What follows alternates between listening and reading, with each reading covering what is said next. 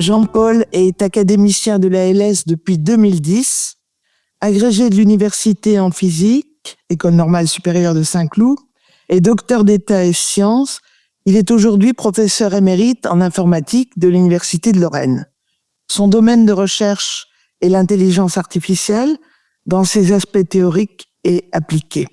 Jean-Paul est membre senior de l'Institut universitaire de France, où il a créé la chaire Modélisation informatique des processus perceptifs et cognitifs. Il est l'auteur de plus de 300 ouvrages et articles, et il a encadré ou co-encadré plus de 80 thèses de doctorat. Jean-Paul a été de 2016 à 2023 référent intégrité scientifique de l'Université de Lorraine. Il est auditeur de l'Institut des hautes études de la Défense nationale, promotion 1993. Il est membre de l'Académie royale de Belgique. Sa communication de ce soir porte, comme vient de dire le président, sur les prix Nobel de physique et de chimie de 2024. On a failli avoir des prix Nobel de 2014, Jean-Paul, mais voilà. Oh, c'était drôlement bien, c'était les lettres bleues. Je me souviens du magazine sur les matériaux qui avait été piloté par Jean-Marie Dubois. Mais le prix Nobel de physique 2014, c'était les lettres bleues. Alors, le jury suédois, donc de 2024, a récompensé des travaux, autant en physique qu'en chimie, à la croisée de la biologie et de l'informatique. Le prix Nobel de physique a été attribué à deux scientifiques, l'américain Hopfield et le canado-britannique Hunton, qui ont montré comment les modèles biologiques du cerveau peuvent être utilisés pour résoudre des problèmes informatiques complexes. Et le prix Nobel de chimie a été décerné à Asakis, Baker et Jumper pour leurs avancées sur la prédiction, grâce à l'intelligence artificielle, de séquences possibles d'acides aminés des protéines à partir de leur structure 3D. Jean-Paul, tu as la parole. Bonsoir, mesdames, messieurs. Donc, je suis très heureux de faire non pas une brève, mais une communication.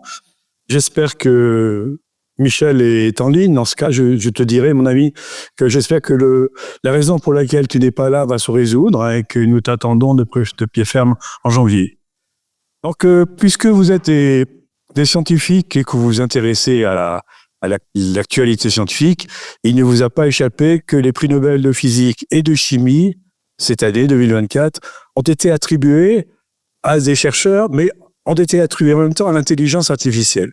Ça s'est jamais vu, évidemment, depuis que les 70 ans que l'intelligence artificielle existe. Donc, je me suis dit que c'était quand même le moment de vous expliquer pourquoi on est arrivé à cette situation. En ce qui concerne le physique, donc, l'Académie royale de Suède a décidé de donner le prix Nobel de physique conjointement à deux personnes. D'une part, le professeur Hopfield, américain, professeur à Princeton, et à Jeffrey Hinton, qui est professeur à l'Université de Toronto, au Canada.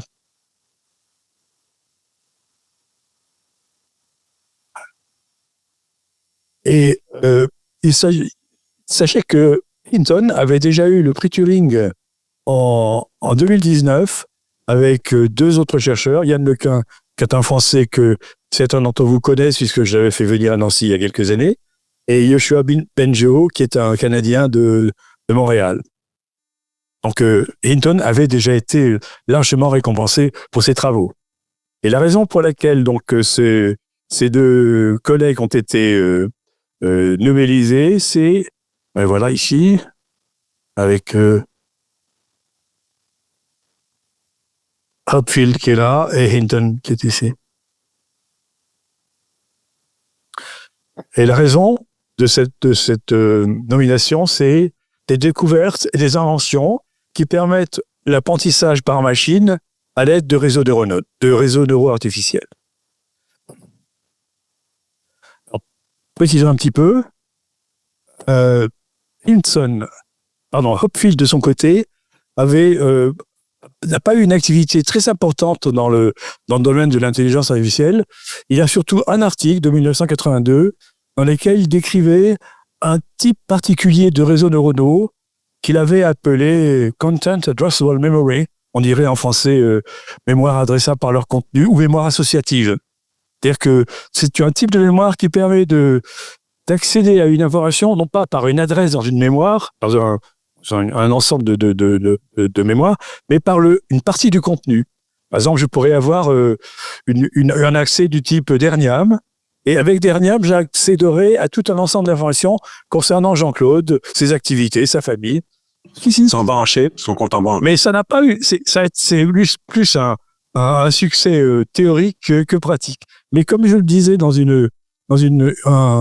un chapitre d'un livre que j'ai écrit en 1996, en fait, Hopfield a été au départ du regain d'intérêt pour l'intelligence artificielle au cours des années 80 avec son modèle particulier, donc qu'on appelait l'approche de Hopfield. Donc c'est vraiment quelqu'un qui a suscité de nouvelles recherches, beaucoup plus que le travail de Hinton, qui lui qui a permis de développer un modèle particulier dont je vais vous parler maintenant. Donc on se trouve dans le domaine de l'IA connexionniste, c'est-à-dire de la machine qui essaie d'imiter la nature. Donc voici la nature. Mon ami Gilles qui est derrière moi ou à côté de moi et d'autres dans la salle vont dire mais c'est n'est-ce pas genre c'est un peu simplifié. Vous avez ici un neurone, à d'autres neurones, et c'est avec un noyau central pour chaque neurone. Les neurones communiquent entre eux ce neurone du haut va communiquer avec le neurone du bas ici. Il y a son axone. Il va attaquer les différentes synapses de ce neurone. À partir de ce modèle biologique, les chercheurs américains des années 1940, 1943 même plus précisément, ont développé un modèle formel qui est strictement le même que celui-ci, c'est-à-dire vous avez le noyau que vous voyez là, un certain nombre d'entrées dendritiques qui sont ici, et puis une sortie axone qui permet d'attaquer d'autres neurones. Et le rôle du neurone formel, c'est de faire la sommation pondérée de ces entrées, de façon à décider s'il doit lui-même se mettre en activité ou pas. C'est exactement la même chose qu'ici, c'est-à-dire que chacune de ces entrées dendritiques sont pondérées. Chaque entrée a un poids et tout votre savoir, toute votre expérience, tout votre raisonnement se trouve dans ces poids. L'être humain a de l'ordre de 10 puissance 15 poids en moyenne. Bon, il y a des gens qui en ont plus ou moins, comme vous le savez. Mais toujours est-il, c'est toujours de cet ordre-là. 10 000 entrées pour à peu près 10 puissance 11 neurones en moyenne channel. À partir de ces neurones, vous obtenez des réseaux neuronaux. C'est un ensemble de réseaux qui sont dans votre cerveau, dans le cerveau de la grenouille. De la même façon, avec un ensemble de réseaux de neurones de ce type, on obtient un réseau neuromuétique. Chaque rond ici est un neurone. Et chacun de ces traits, il n'est pas un trait binaire, c'est un trait pondéré par ses poids, de même que les dendrites sont pondérés par leur force.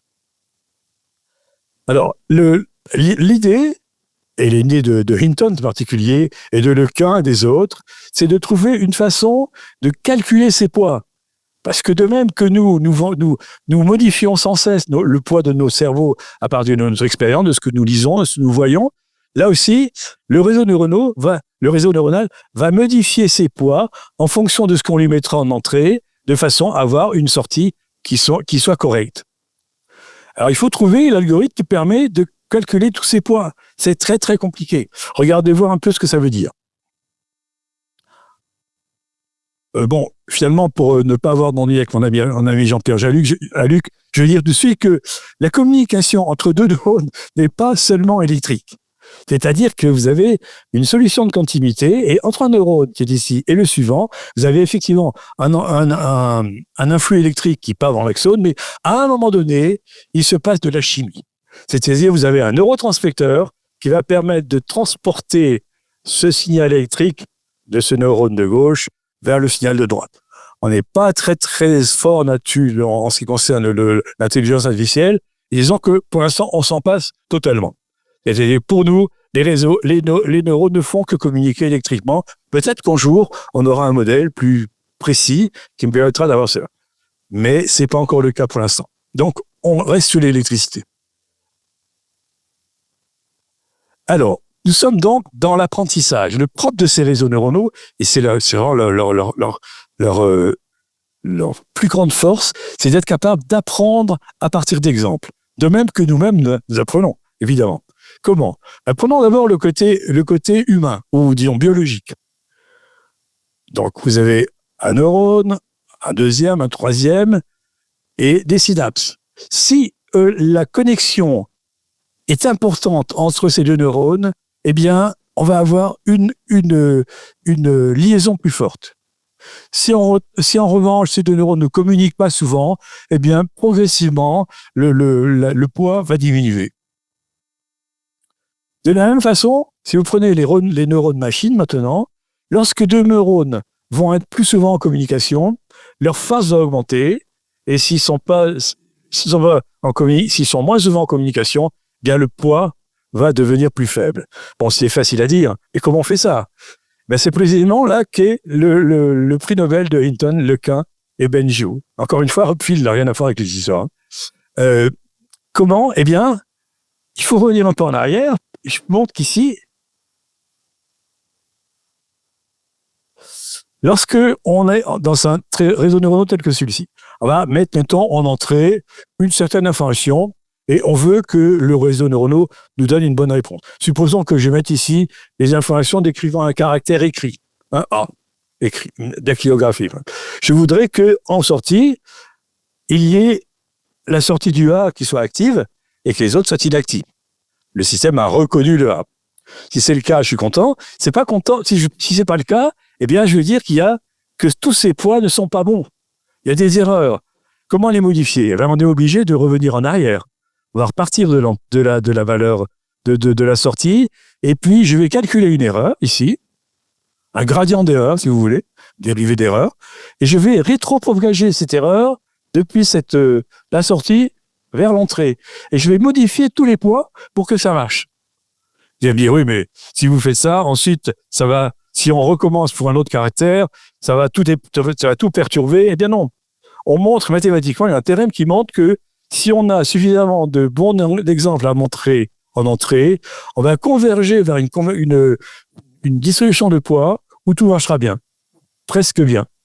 Avec une très très bonne probabilité, vous allez reconnaître ce que vous voulez. Donc le réseau va faire ce que vous voulez bien.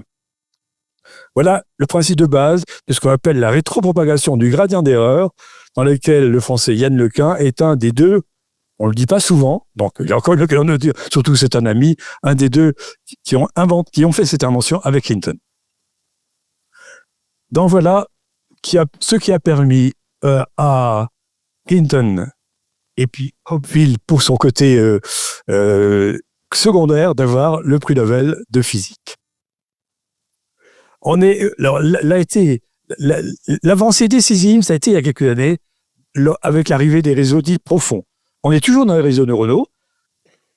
Ceux-ci sont profonds, c'est-à-dire que le nombre de couches entre la couche d'entrée et la couche de sortie n'est plus de 2 ou 3 comme c'est là. C'est maintenant 100, 1000. Vous avez 1 millier de couches cachées, donc des dizaines, des centaines de milliers de neurones. On commence à progresser vers un cerveau. Vous voyez l'évolution. Et c'est de plus en plus difficile de faire l'apprentissage, évidemment. Vous avez des milliards de poids maintenant à calculer. Alors, on est fort heureusement, dans la conjonction de 3 facteurs. D'une part, la technologie, parce que ceci ne marche que parce que la loi de Moore est là. Hein. Si on n'avait pas les réseaux, les circuits intégrés, il n'y aurait pas d'intelligence artificielle. Hein. Donc, la loi de Moore est maintenant des sociétés qui permettent d'avoir de plus en plus de neurones, de transistors par centimètre carré. Et des sociétés telles que Nvidia qui font des processeurs très très puissants pour permettre de faire des apprentissages. Donc, on parle l'algorithmique, c'est-à-dire l'algorithme que Hinton et Lequin ont déterminé, a beaucoup évolué. Il s'est encore amélioré. Et puis, puisque tout cela se fait sur l'apprentissage à partir d'exemples, il faut beaucoup d'exemples pour calculer beaucoup de poids de beaucoup de neurones. Mais c'est précisément ce que vous faites. Vous ne faites que produire des données. Ce déluge de données, comme disait The Economist, c'est ce qui est le moteur, c'est vraiment le carburant de cette intelligence artificielle. Sans cela, il n'y aurait pas d'intelligence artificielle. Je ne parlerai pas de ChatGPT, c'est pas le jour, on pourra en parler un autre jour. Il faut pour ChatGPT, il faut des milliards de pages de données pour qu'il ait une idée des réponses qu'il peut vous donner. Donc il faut des données, toujours plus de données. Voilà.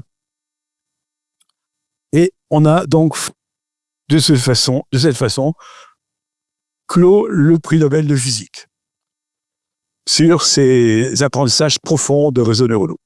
Passons à la chimie. Donc, l'Académie royale de Suède a décidé de donner le prix Nobel de chimie en le coupant en 2 morceaux. Tout à l'heure, c'était 2 personnes qui partageaient le même prix. Là, ce sont 2 activités différentes, on est bien d'accord. Hein.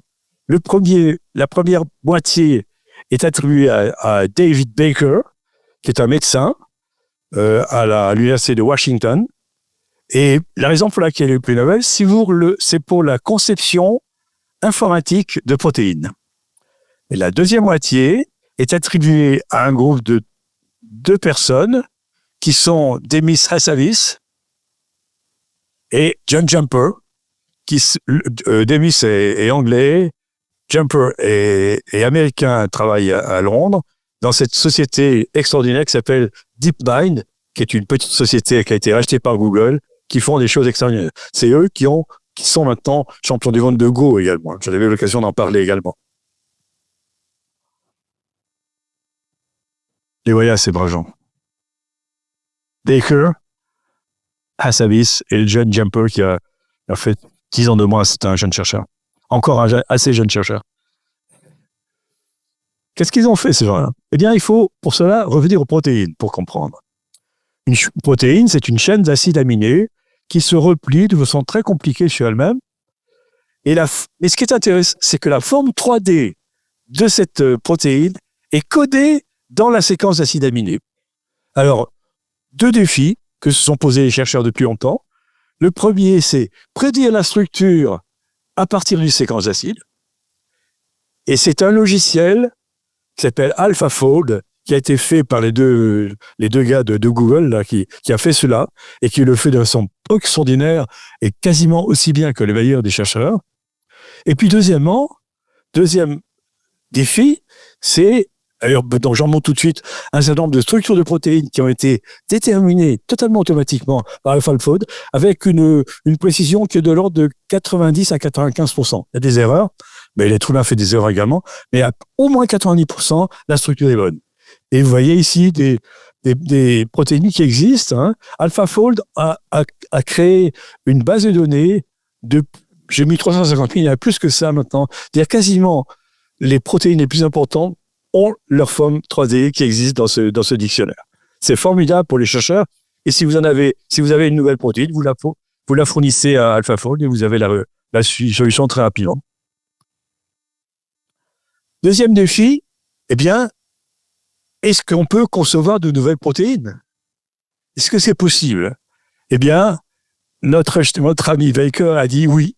Et il a conçu un logiciel qui s'appelle Rosetta, qui existait avant AlphaFold. Hein. C'est ce logiciel des années 2010, quelque chose comme ça, peut-être avant. Donc, avec Rosetta, eh bien, Baker a fait par exemple ceci, c'est-à-dire qu'il a conçu, en 2003, j'avais dit 2003, Baker a conçu la première protéine de novo. Il a conçu cette protéine qui n'existait pas. Et qui est viable, hein, effectivement. Et puis, il en a inventé des tas, de toutes les façons. Ça, c'est le travail du biologiste. Vous voyez que c'est effectivement ce sont 2 prix Nobel, hein, ce sont 2 choses différentes, à des époques différentes, hein, vous voyez. 2003, hein, l'intelligence artificielle de réseau trop fond n'existait pas. C'est autre chose, hein.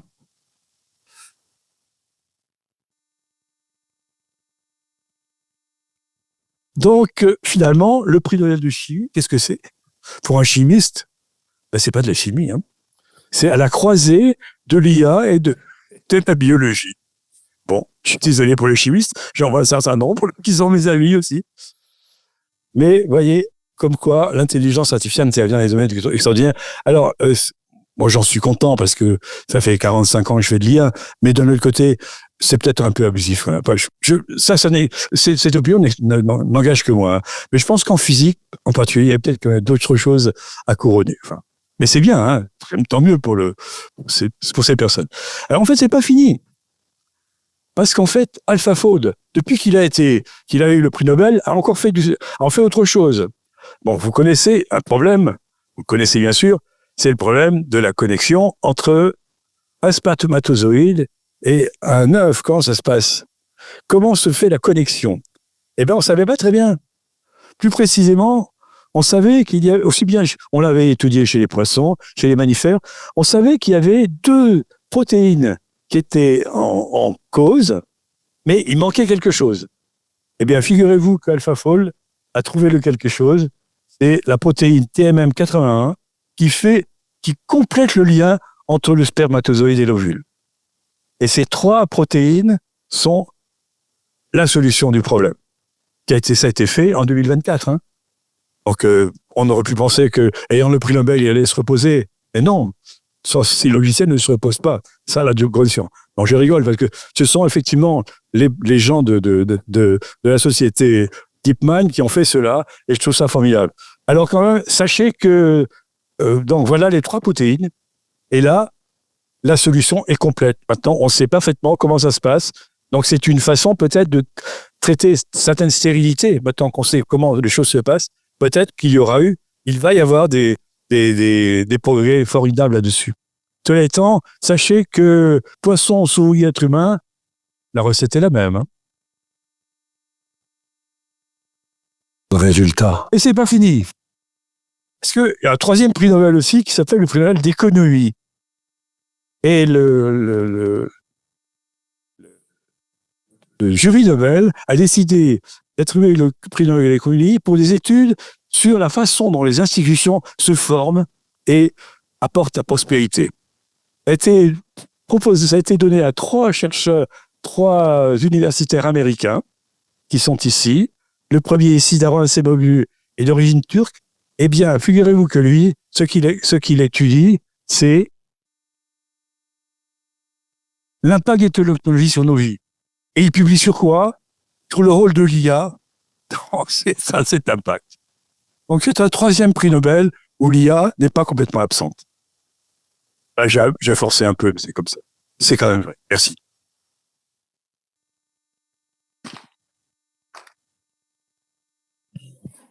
Merci Jean-Paul. L'intelligence artificielle impressionne sans doute le jury Nobel. C'est dans l'air du temps et voilà, ça fait... Oui, voilà. Mais bon, le mérite de ces scientifiques n'en est pas moindre, hein, évidemment. Je t'écoutais parler du prix Nobel de chimie et donc, si j'ai bien compris, à partir de séquences d'acides aminés, on savait déjà prévoir leur structure 3D depuis un certain temps. Et maintenant, c'est à partir de la structure 3D d'une protéine qu'on cherche à savoir quelles sont les séquences possibles d'acides aminés qui le composent. Oui, et c'est comme ça qu'ils ont découvert la fécondation, je pense. D'accord. Oui. Oui. Donc, on savait résoudre le problème dans un sens, et maintenant on sait le résoudre dans l'autre. Et à partir de toutes ces séquences possibles d'acides aminés, est-ce qu'on peut facilement trouver laquelle est possible réellement et lesquelles ne sont pas possibles réellement? C'est pas du tout ma spécialité. Je peux pas dire. Il faut demander à Jean-Pierre. Hein, il va nous dire ça peut-être. Je ne sais pas. C'est l'intérêt de l'IA, c'est qu'elle va pouvoir aller vérifier des milliers, des centaines de milliers, voire des millions de cas et de trouver une solution. Ce que l'être humain ne peut pas faire. Hein. C'est au-delà de ses capacités intellectuelles. Je vais passer la parole à la salle. S'il y a des questions, Jean-Pierre, toi, alors, pour les compléter, il est évident qu'il faut connaître la structure chimique de chacun des 22 acides aminés. Il est clair que les connexions interacides aminés ne se font pas n'importe comment. Sûr. Hein. Donc, il est absolument impératif de connaître leur structure. Heureusement d'ailleurs, hein. Et ça nous permettra effectivement d'aller plus loin dans l'élaboration de la structure 3D. Alors, j'avais déjà, très intéressant ce que tu nous as fait, Jean-Paul. J'avais déjà parlé de ça, je crois, il y a peu de temps, hein, au niveau des protéines et l'intervention de l'IA au niveau de la structure des protéines, dans une conférence que j'ai faite il y a quelque temps. Alors, et j'avais évidemment fait allusion, et tu en as parlé, évidemment, du logiciel. Le logiciel AlphaFold 2, hein, mais, et de Google, puisque ça a été racheté par Google, a permis d'aller plus loin et d'élaborer finalement les structures de, tu as dit 350. Et oui, plus que ça, Il y a plus que 350 000 protéines. Hein. et ça change tout Ça. ça. Hein. Mais je pense que avec la découverte là des nouvelles protéines de fécondation, hein, puisque tu parles de 2024, je pense que ça doit faire appel à un autre logiciel. C'est peut-être un AlphaFold 3. Non, c'est toujours le même. C'est toujours le même. Mais on aura des nouvelles toutes les semaines. Il y a des centaines de gens dans le monde entier qui l'utilisent. Vous verrez encore de nouvelles questions qui seront résolues. C'est formidable ce qui se passe en ce moment. Hein. Oui. Extraordinaire. Absolument.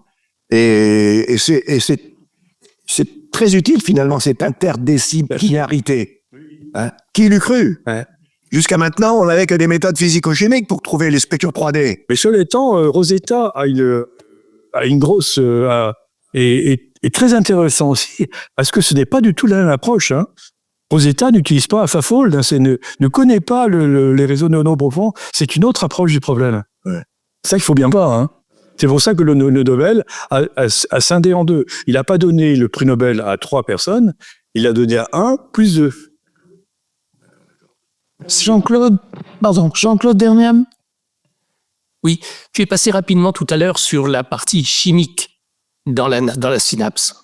Il y a de plus en plus de gens qui pensent que, comme dans une synapse arrive énormément de dendrites des autres neurones, que cette présence, la fonction chimique, joue le rôle que tu as décrit après comme la pondération, c'est-à-dire le calcul des différents poids qu'on va donner à cette liaison. Ça pourrait être le rôle de la partie chimique Tu veux dire que dans les synapses. la chimie mémoriserait les poids? Les neurones qui sont liés à cette liaison, à cette synapse. Il y a deux neurones qui communiquent. Oui. Mais il y a des milliers de neurones qui peuvent être connectés sur la même synapse. Et donc ici, il y a une concentration d'informations qui peuvent venir des différents neurones et qui servent à la pondération. J'y crois pas, mais je veux bien. Mais bon, il y a de plus en plus de gens qui pensent que de ça. Des neurotransmetteurs spécifiques, hein, Oui. interneuronales. Dopamine, sérotonine, etc., etc. Oui, non, mais ils ne jouent pas de rôle dans la mémoire. Ils ont des rôles importants, bien entendu, mais pas pour la mémoire. Et ça, il y a que ça qui m'intéresse, moi, si tu veux. Je guéris pas. Jean-Pierre Gelas. Oui, merci. Quand j'étais jeune, il n'y a pas longtemps, il y avait des gens qui pensaient l'avenir et qui pensaient ce qu'elle arrivait en 2000. Donc j'ai vécu l'an 2000 et puis ce qu'ils pensaient, quoi. Alors on voyait plus de voitures, mais des petits hélicoptères qui, Jules Verne aussi, je suis pas si vieux que ça quand même. Mais... Et alors donc ils voyaient des petites voitures qui volaient comme des hélicoptères. On n'y croyait pas, puis tout d'un coup il y a quand même des drones maintenant. Et il y avait quelque chose qui me plaisait bien quand j'étais à l'école, parce que bon, c'était pas facile pour moi. Je suis structuré comme ça. Il y avait des gens qui disaient, il y aura un livre, on va le mettre sur la tête. Et toute la science va descendre là. J'avais montré ça une fois ici. Et ça me plaît bien. Et Tu tournais là. Et ça me plaît bien, ça. Et donc, tu penses qu'on y arrivera? Non, on n'est pas loin de ça, finalement. Hein. Tu mets des milliards de livres, là, il n'y a pas de manivelle, mais tu le mets dans une machine et puis il sort ChatGPT. Il est évident que s'il n'y a pas de manivelle, c'est encore plus facile. Merci.